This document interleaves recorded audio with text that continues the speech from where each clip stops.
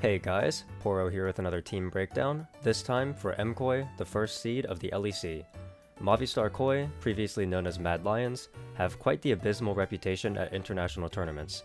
They've been to 7 international tournaments since 2020, and have realistically underperformed in all of them. However, under a new brand, new name, and somewhat new core of players, maybe there's reason to be excited for their showing at MSI.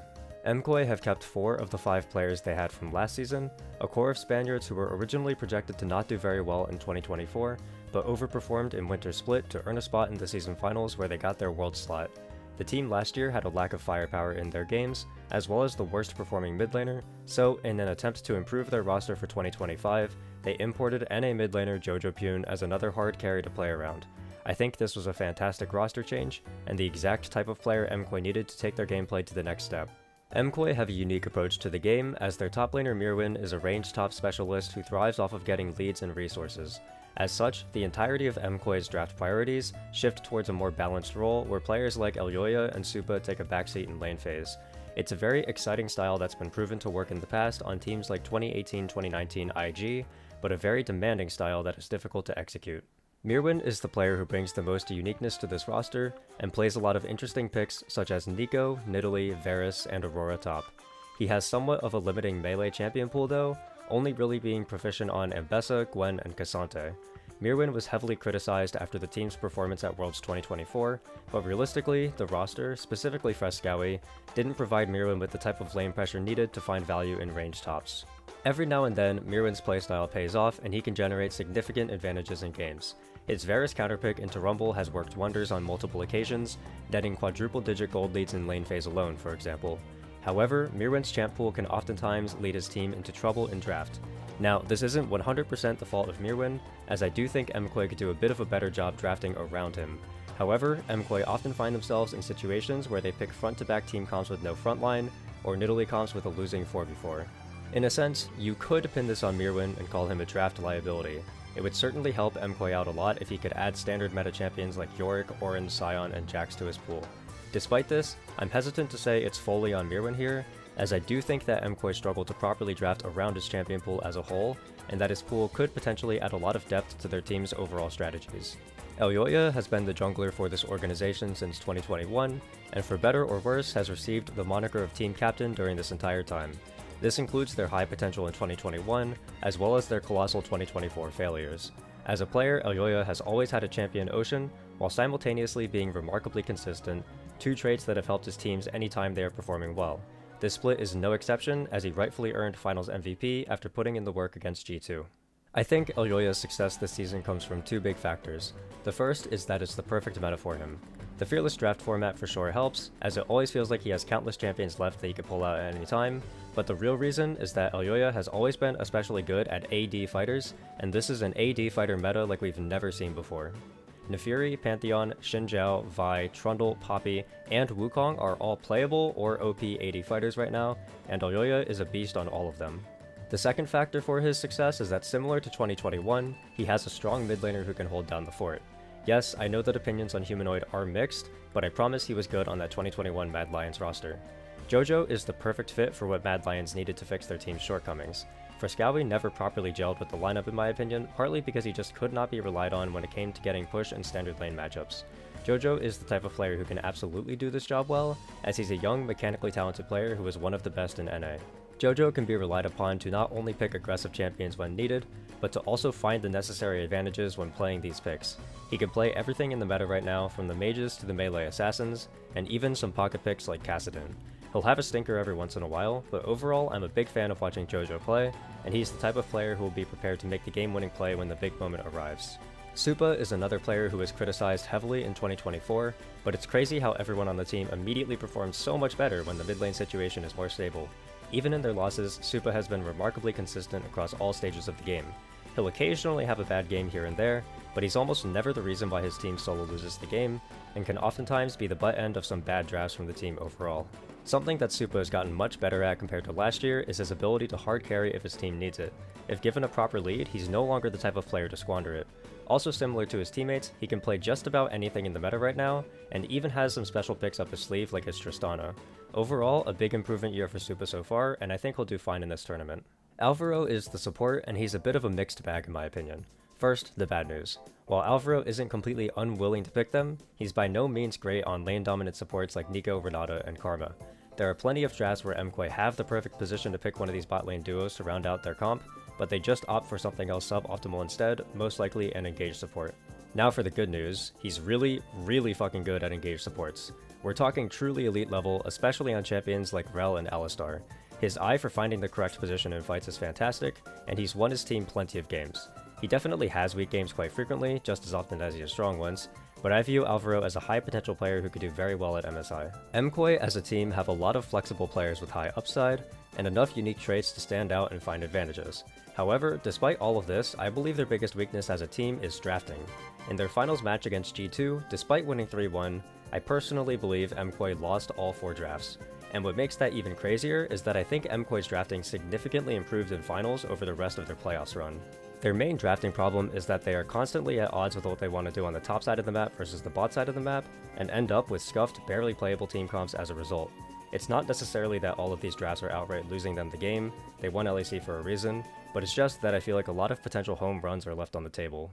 Okay, so I swear this is the last time I will be jumping in like this in any of these videos. MSI is happening really soon, and there's also going to be a couple days where I'll just be out of town completely, so I have to get these team breakdowns done. I swear on my life, all of the other ones are going to be a lot shorter. There's not going to be any more 30-minute breakdowns after this. The BLG video is going to be like 6 minutes long, okay? Just one last time, I'm gonna hop into a screen recording like this, so that way I can talk about 2 of MKOI's drafts. I decided to pick out 2 of their drafts, and I want to talk about them because I feel like I can nail home my point here by talking about these. So this draft was game 2 of the G2 versus MKOI upper bracket finals series. The draft starts out pretty normal. Both teams decide to not ban Azir Talia, so they end up handshaking the picks. These are the 2 strongest mid laners on the patch currently. And the key point here is that if you pick Azir, you have to be willing to make Azir the central focus of your draft. Azir is very strong right now, and the primary reason why he's strong is because when he plays front to back, he can out DPS a lot of the meta champions in mid to late game. So the idea is that you want to build some kind of comp for the Azir that can bridge him into his 3rd, 4th item, and then if you do that, the Azir will reward you and will carry the game for you. So the next part of the draft is pretty interesting. MKOI end up with the Ezreal Leona, G2 end up with Varus Alistar.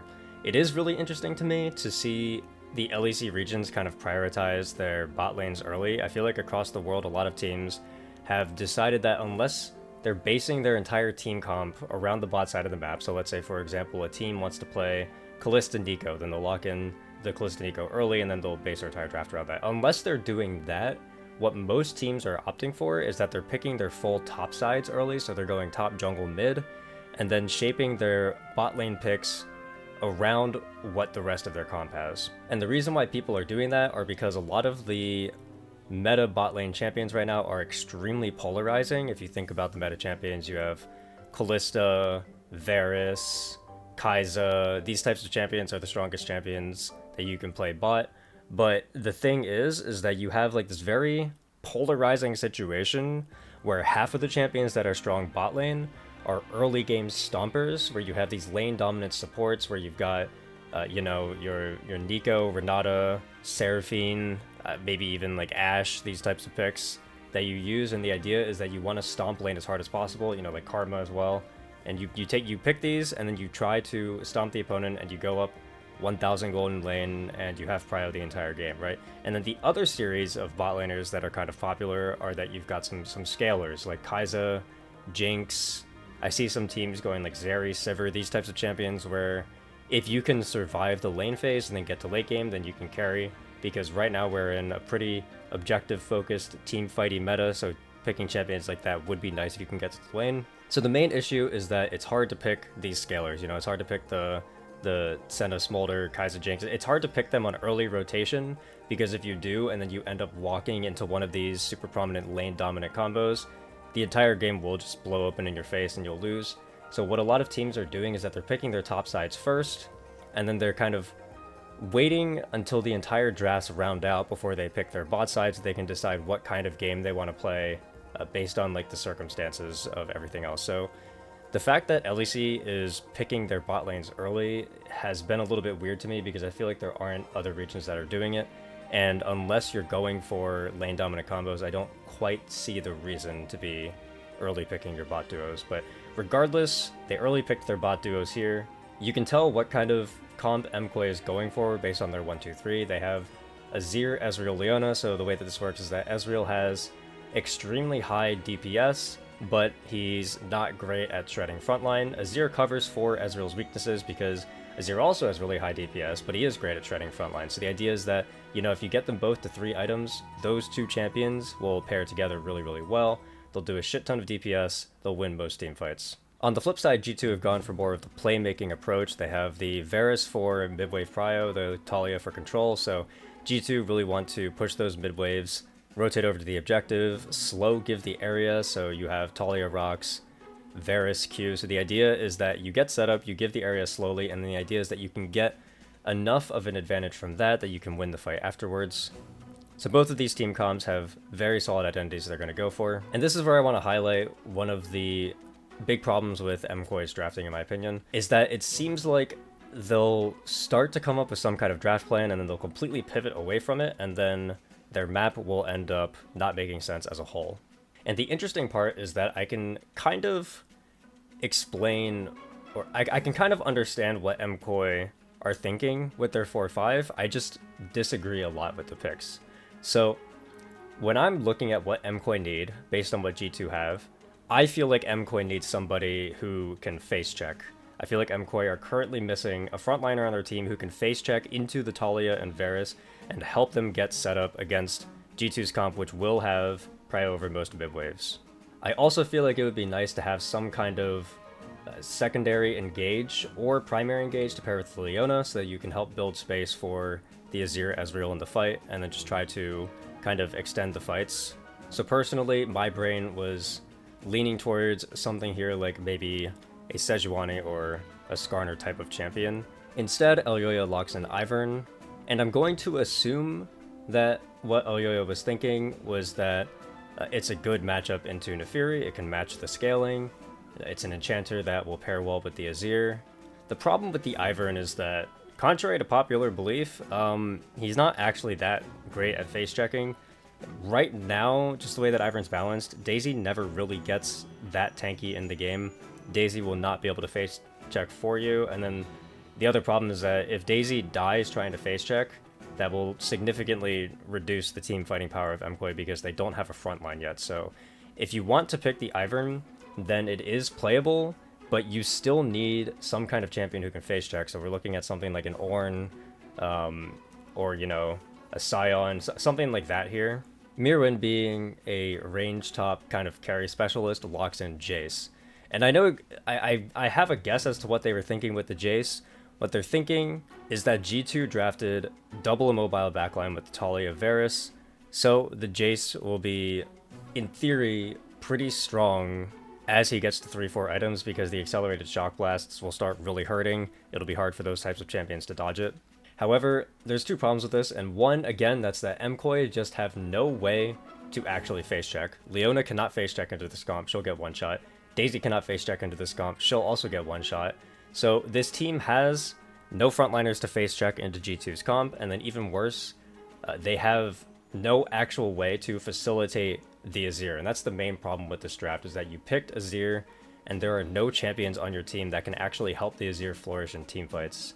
In other words, the top side of the draft is not in tune with what the rest of the comp wants to do. And in this situation, this one to me feels a little bit more like it would be on Mirwin, since he was the one who picked Jace. Of course, there's also another super problematic thing about the Jace, is that you're blinding it, and of course it gets punished instantly. G2 end up going to Sion. This essentially completely invalidates the Jace pick as a whole, because Sion is completely fine into Jace in lane. He'll go down a little bit, but not in a way that matters, and then Sion will be able to just face tank and body block all of the Jace poke to protect his backline. So essentially, G2 have assembled a very strong control comp, get to the objective first by pushing waves style, and MKOI's draft has essentially no way to actually fight back against it without getting a massive lead early. So yeah, this would be an example of an MKOI draft where I feel like Mirwin's style is clashing with the team style, and this time it was mostly Mirwen's fault. I also want to show one where Mirwen's style clashes with the team style, but it's actually the team's fault instead of Mirwen. Okay, now this draft is truly something else to me. Again, I can somewhat understand the thought process here. MKOI ended up going Zeri Braum, I guess because the Kai'Sa Alistar is a pretty weak lane, so MKOI just figured they could pick some kind of scaling lane and then match it out through the scaling because they can just get through lane. And then it's also a pretty good Sylas angle because Sylas has... Not only does Sylas have great ultimates to take here, he has multiple great ultimates to take here, but of course the big secondary thing for Sylas is that he has both offensive and defensive ultimates to take, which just increases Sylas's power in a game so much. So he's got, if he wants a defensive ult, he can take the Alistar ult. If he wants something more aggressive, you know, he can take the Vi ult. Honestly, Kai'Sa ult's kind of useless here, because you would normally use it for diving, but MKOI doesn't really have anything that would be able to proc that from long range, so mostly for the Sylas, it's just going to be the Vi ult, the Alistar ult. Either way, that's the theory behind this 3-4-5 from MKOI. The problem is that very early on in their draft, they committed to going Nidalee top. And the idea is that this is game 3 of Fearless, so MKOI are thinking that all of the strong matchups into the Nidalee are out, and that there's nothing that G2 will be able to play that will actually be able to stop the Nidalee from snowballing in lane. There are options, of course, so, you know, G2 goes Scion, and the idea is that even if Nidalee ends up with a large lead over the Scion will still be generally more useful than the Nidalee, you know, after the 25-30 minute mark when there aren't exactly any more side lane turrets for the Nidalee to be busting down, and everybody's kind of forced to teamfight over the super important objectives. But regardless, the point of going this Nidalee is that you're trying to bust down all the side lane turrets, you're trying to generate a massive lead over the Scion, you are not trying to teamfight. Which makes it very confusing to me as to why MKOI went a full scaling teamfight draft. So already that's a little bit of a style conflict, but the real big question mark to me is that MKOI drafted a losing bot side 4v4 with essentially no way to control space and no way to get prio and waves before objectives. When you play with something like a Nidalee, or let's also say if you want to build a Yorick comp, the idea is that you're picking that lane with the focus of your draft being on that lane. That lane will get pushed, they'll be able to get prio on side and start busting down turrets. So when you draft your 4v4 bot side, you want to draft for as much control as possible. You want to slow down the game as much as possible, so that way you can buy more time for your side laner to actually do damage on side. For example, champions like Talia Varus, so what G2 had in the last draft that we looked at, those would be fantastic champions to pair with the Nidalee or the Yorick, because those champions will be able to push the mid wave, they can get control of the space, and then while they're giving the space agonizingly slowly, just stalling out the situation 4v4, that's when your Nidalee or your Yorick can build a lot of pressure on side lane and force the enemy team to have to do something to break open the game before they just bleed out everything, right? So that's how you should be playing those types of comps. Instead, what MKOI have is a team comp that ideally wants to 5v5, but Nidalee is not a strong 5v5 champion. And then also MKOI really have no way to break into the space. They don't have anybody who can truly push the waves. I mean, like, if your best effort is going to be Poppy Zeri attempting to push wave, there, you know, there's something a little bit problematic there. And then, you know, until the Zeri gets 3-4 items, MKOI just aren't going to be winning the 4v4 at all. So you pick Nidalee with losing 4v4, and this is a situation where the top side of the map is at odds with the bot side of the map, but it's not actually Mirwen's fault this time. In my opinion, this one is definitely the team's fault for getting a little bit too sucked into kind of looking for these funky little counterpick angles where they're like, oh, you know, we can get away with Zeri here because enemy team drafted Kai'Sa Alistar and they're going to have a pretty weak lane. And oh, you know, Sylas could be good here because they have a lot of good ultimates for us to steal, and the Sylas can be flexible with which ultimates he's choosing to play with and whatnot. But at the end of the day, all they really did was draft losing 4v4 with a Nidalee. These are the kind of drafts that make me feel like MKOI is wasting the potential of their top laner a bit. If they want to play with a carry top style, they can, and there are plenty of top laners who are very strong at this style in the moment that Mirwen can pilot quite well.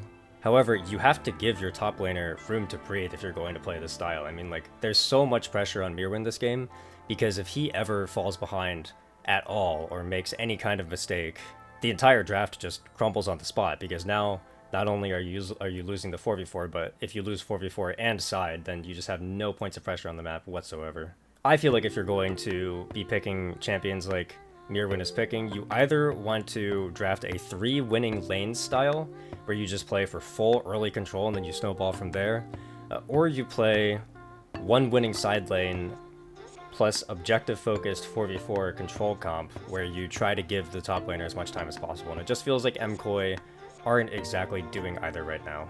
Overall, I think MKOI are a promising team with a large pool of champions at their disposal. Ayoya is back on form, Supa has shown large improvement, and Jojo is everything the team wanted in mid lane. If the team can figure out exactly how they want to draft to take advantage of Mirwin's picks and Alvaro's strengths, they could be a dangerous force.